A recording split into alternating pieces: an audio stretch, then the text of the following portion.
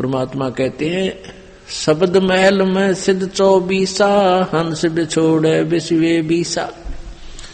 इस पिछले जन्म की कमाई और वर्तमान की हठ योग क्रियाएं और विशेष मंत्र के एक विशेष जाप से सिद्धियां आ जाती हैं।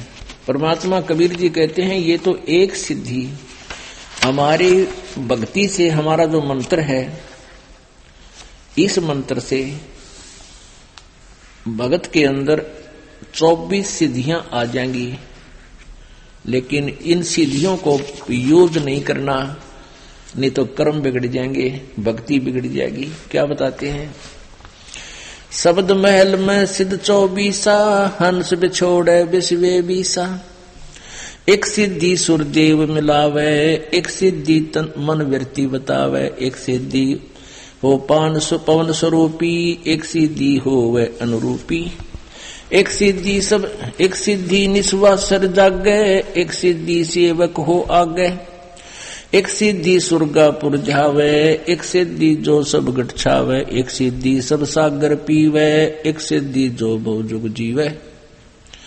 एक सिद्धि जो उड़े आकाशा, एक सिद्धि परलोक के वासा, एक सिद्धि कष्ट तन जारा, एक सिद्धि तन हंस नियारा, एक सिद्धि जल डूब न जाई, एक सिद्धि जल पैर न लाई, एक सिद्धि बहु चोले धारे, एक सिद्धि नी तत्व विचारे, एक सिद्धि पांचों तत् नीरम, एक सिद्धि जो बजर शरीरम, एक सिद्धि पीवे नहीं खाई, एक सिद्धि जो गुप्त छिपाई, एक सिद्धि जो बरबंड चलावे, एक सिद्धि सब नाद मिलावे, एता खेल खिलहरी खेले, सो हम हंसा प्रगट वेले, 24 को ना दिल चावे, सो हंसा शब्द अतीत कहावे। प्रासिद्धि पूर्ण पटरानी, सतलोक की कहूं निशानी, सतलोक सुख सागर पाया, सतगुरु भेद कबीर लखाया। परमहंस देखो परवाना, जन कहता दास गरीब दीवाना। अब परमात्मा की महिमा सुनाते हुए गरीबदास जी ने कहा कि परमेश्वर कबीर जी के इस मंत्र में, जाप में, साधना में ये 24 सिद्धियां आ जाएंगी, और इन 24 को ना मन चावे, सो हंसा शब्द अतीत कहावे। उसके ऊपर भक्ति की कमाई उसकी सुरक्षित रहेगी, जो इन 24 सिद्धियों को भी नहीं चाहेगा। कौन कौन सी सिद्धि अभी आपको गिनवाई है? शब्द महल में सिद्धि 24, अंश बिछोड़े विश्वे 20। अभी तक आप जी ने 8 सिद्धि सुनी है। ये भगवान शंकर के पास निधि है, सिद्धि है। इन्हीं में से एक आधी सिद्धि जो तप साधना करते हैं इन पुजारियों को दे देते हैं। उस एक अर्धी की गांठ पर ये पंसारी बन जाते हैं। अब परमात्मा कहते हैं हमारे इस मंत्र में 24 सिद्धियां आ जाएंगी जो इन ब्रह्मा विष्णु महेश के पास भी नहीं है, और ये तुम्हारी दुश्मन हो जाएंगी यदि तुमने इनका प्रयोग करना शुरू कर दिया। इनका नहीं प्रयोग करना, ये तो बाई प्रोडक्ट है आपका, भक्ति का बाई प्रोडक्ट है सिद्धि। हमने भक्ति चाहिए। और जैसे ये समझ लो गेहूं बनाते हैं ना, उसमें बुरड़ी हो जाती है, वो यूजलेस होती है। उनमें का दाना भी होता है, थोड़े बहुत गेहूं भी होते हैं, पर वो यूजलेस। ये सिद्धि साधना तो बुरड़ी समझ लो। हमने अपनी कणक सुरक्षित रखनी है, सत भक्ति सुरक्षित रखनी है, इसका सिद्धियों से कोई लेना देना नहीं रखना। कौन कौन सी सिद्धियां बताते हैं? एक सिद्धि सुरदेव मिलावे, एक सिद्धि मनवृत्ति बतावे। ये सिद्धियां होती हैं जो आपके मन में क्या सोच रखा आपने वो बता देगा सामने वाला। उसके एक वो मन की वृत्ति बताने वाली सिद्धि जिसने अपनी कंप्लीट कर रखी है, साध रखी है। एक बार हमारे ताऊ के लड़के की भैंस चोरी होगी, तो किसी ने बताया कि वहां इधर गुड़गांव साइड में एक मुसलमान है और वो जाति बता दी है चोर का नाम।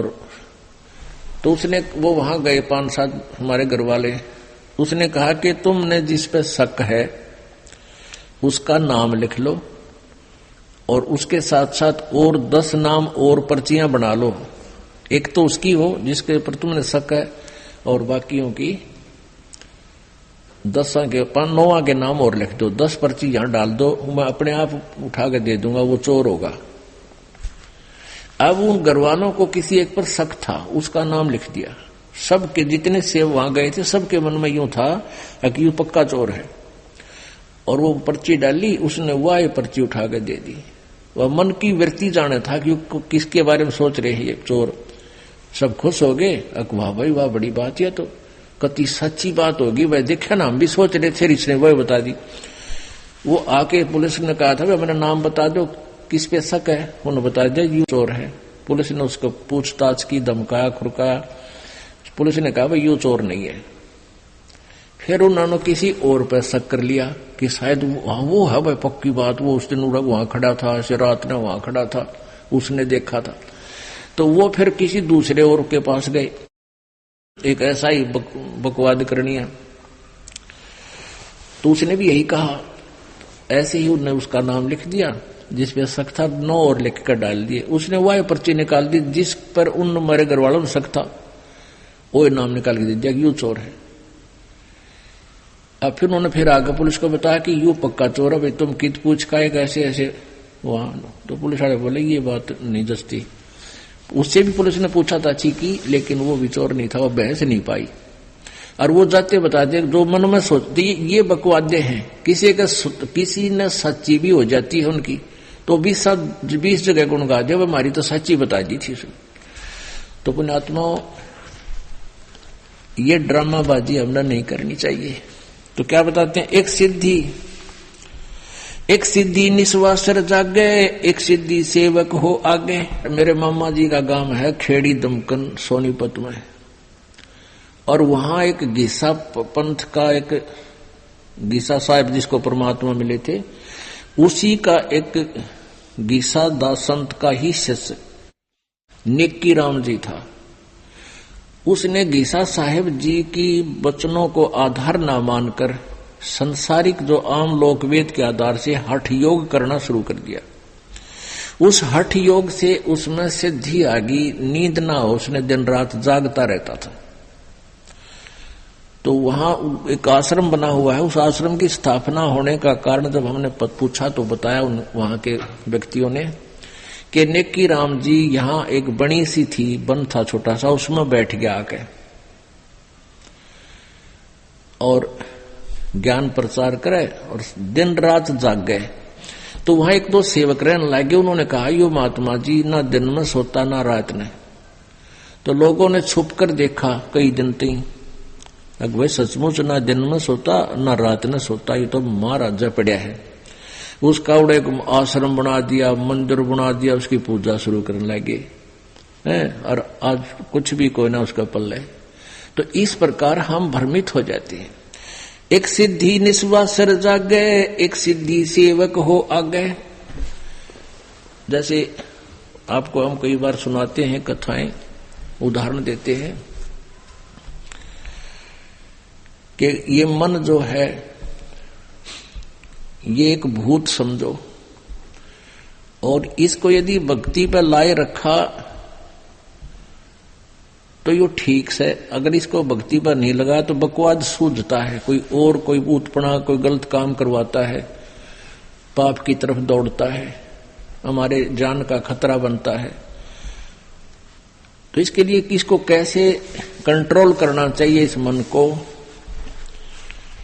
इसको परमात्मा के नाम पर लगाए रखना चाहिए। तो इसका उदाहरण देते हैं हम कई बार। तो आपको ये कथा सुनाते हैं। एक साधु था और उसने एक सिद्धि कर ली। उस सिद्धि से क्या होता है कि किसी पितर को या किसी प्रेत को कंट्रोल कर लेते हैं। तो उसकी साधना के कारण ईश्वरीय शक्ति से वो जो सिद्ध किया हुआ जो होता है वो सेवक रूप में प्रकट हो जाता है। वो केवल उसी को दिखाई देता है। ये सिद्धि उसकी साधना से ऐसा हो जाता है। एक संत के पास, एक तपस्वी के पास ऐसी सिद्धि थी लेकिन उसमें एक अवगुण था कि उसको अगर काम ना बताया गया, वो सेवक प्रगट हो जाता था तो सिद्धि से, तो नहीं तो वो फिर उसको हानि कर देता। एक से संत ने वो सिद्धि आती थी, उसने अपने चेले से भी वह सिद्धि करवा दी। लेकिन उस गुरु ने कहा चेले से, शिष्य कि भाई मेरी अब्सेंस में, मेरी अनुपस्थिति में इस सिद्धि का तू प्रयोग मत करना। अब कुछ दिन के बाद गुरुजी चले गए सैर सपट्टे को कहीं दूसरे जगह पर। पीछे से चेले ने सोचा जो यह सिद्धि मैंने की है इसको परीक्षण तो करके देखूं। उसने वो सिद्धि प्रयोग कर दी। सामने एक जंद खड़ा हो गया, एक प्रेत सेवक बनकर कहने लगा, महाराज बात सुन ले, यदि मुझे काम बता और काम नहीं बताओगा तो तेरी गर्दन दाबूंगा, मैं तुझे मारूंगा। तो चेले ने सोचा भाई काम बता दिया, बर्तन साफ कर दिया, बर्तन साफ कर दिए मिनटा में। आटा मांग लिया 10 मिनट में आ लिया। 2-4 काम बताए वो मिनटा में कर दे। उन्हें सोची अच्छा मेरा भाई, और काम ना बताऊंगा तो मेरी गर्दन दबाओगा, मारेगा। उसने गुरुजी को याद किया, एक मर गया मैं तो आज गुरुजी गलती होगी। इतने वो गुरुजी आ गए। वो गुरुजी कहने लगे, अरे क्या हो गया गुरुजी, ये मन मारेगा, ऐसे ऐसे खड़ा है, ये देख यूं खड़ा, और काम बताऊं हूं जब कर देता है मिनटों में। तो गुरुजी ने कहा, मैंने तेरे से मना किया था बेटा, मेरी एब्सेंस में प्रयोग ना करना। पर एक काम करी, इसने कह दे कि बांस ले आ, बहुत लंबा बांस ले आ। वो बांस ले आया। गुरुजी बोले इसको कह दे कि इसमें जमीन में गाड़ ले, खड़ा कर दे। उन्होंने जमीन में गाड़ दिया। तो गुरुजी बोले इसको कह दे कि इस बांस पर चढ़े जा, उतरे जा, काम होगा जब मैं तेने बुला लूंगा ना, तू अपना यू काम लगा रहे। तो ऐसे ही इस मन को कंट्रोल करने की विधि बताई परमात्मा ने। संसारी काम करे इतने से काम में लगे, फिर इस राम नाम के बांस पर चढ़ाए जा, उतारे जा इस मन रूपी भूत को। इसमें ठाली ना छोड़े ना, यू हानि कर देगा।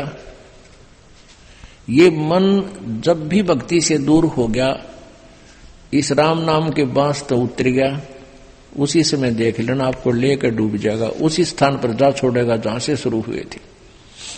तो ये बता रखा कि एक सिद्धि निस्वासर जागे, दिन रात जागे, एक सिद्धि सेवक हो आगे, एक सिद्धि स्वर्गापुर धावे, एक सिद्धि जो सब गठ छावे, एक सिद्धि सब सागर पीवे, एक सिद्धि जो बहुजुग जीवे। एक सिद्धि जो सब सागर पीवे, एक अगस्त नाम के ऋषि जी थे, उन्होंने सारे जीवन में एक सिद्धि प्राप्त कर ली, सारे सागर पीण की। एक ऐसी शक्ति है, ईश्वरीय पावर है, ऐसी शक्ति है जो उसको सिद्धि कर लेता है। तो इसने कोई बात होगी थी, कहा सुनी, तो अगस्त ऋषि ने एक ही घूंट में अपना 7 सागरों को पी लिया था। अपने आत्माओं, ये जो शक्ति है भगवान की, वो ऐसी ही अटपटी होती है। आम आदमी इस बात को नहीं समझ सकता, ये तो वही समझ सकते हैं जो परमात्मा से परिचित है। उसने एक घूंट में 7 सागर पी लिए, इतनी सिद्धि उसको प्राप्त हो गई थी, लेकिन मोक्ष नहीं। फिर प्रार्थना करने पर कहते हैं वापस उसने कुरला कर दिया, सारे 7 सागर फिर परिपूर्ण हो गए। ये ऐसा हो जाता है क्योंकि ये पूरी ब्रह्मांड सारे बीज रूप में ही थे और परमात्मा के पास सुरक्षित थे, परमात्मा के ही देन थी, परमात्मा ने इनको बनाया था। ऐसा हो सकता है। लेकिन कहने का भाव यह कि ऐसी सिद्धि 7 समुद्रों को पी लेना और फिर भी मोक्ष नहीं, ये सिद्धियां होती हैं। एक सिद्धि कष्ट तन जारा, एक सिद्धि तन हंस निहारा, एक सिद्धि जल डूब न जाई, एक सिद्धि जल पैर न लाई। एक सिसाना गांव है सोनीपत जिले में, सिसाना, और सिसाना गांव में एक ईसाई पंथी से संबंधित था एक व्यक्ति, साधक, नेकीराम परंपरा से। तो वही हठ योग करके उसने सिद्धि प्राप्त कर ली। क्या सिद्धि थी उसके पास? वहां के वेदाबी की बात है हमारे सामने की। कहते हैं इस महाराज जी तालाब में का निकल जाता है, कीचड़ में का निकल जाता है, इसके पैर के पानी ना लगता, इसके पैर का जल गीला नहीं करता इसको। और कई बार लोगों ने देखा, व्यक्तियों ने, फिर वो महाराज बना लिया और सिसाने में उसका चमटा गाड़ दिया, इतना बड़ा आश्रम बना रखा और नाम लिख दिया नारायण महाराज। वो नारायण नारायण क्या करता, उसका नाम मैं नारायण रख दिया, उसका वैसे वास्तविक नाम कुछ और है। तो इस तरह के ड्रामाबाजियों से हम भगवान से दूर होकर के इन सिद्धि युक्त व्यक्तियों पर आश्रित हो गए, जो वो भी जन्म बर्बाद कर गए और अनुयायी भी बर्बाद हो गए।